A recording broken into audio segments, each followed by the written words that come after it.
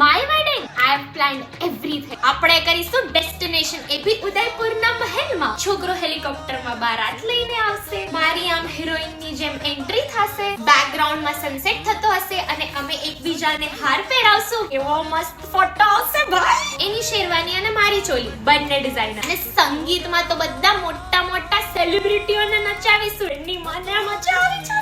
A few moments later. કેટલા? એક ફંક્શનમાં એક ટાઈમ લોકોને જમાડવાના 10 લાખ.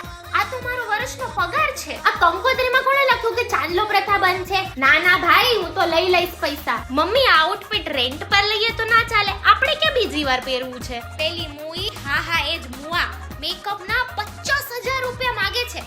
મારું ડાચુય નથી 50,000 વાળું તો. આંટી, પેલા ઉદયપુરમાં અમારા લગન હતા, હવે ઉદયપુરમાં અમારું હનીમૂન છે. ત્યાં ના આવી જતા તમે? યાર કેટલા ખર્ચા યાર. સાંભળને, આપણે ભાગીને લગન કરી લઈએ.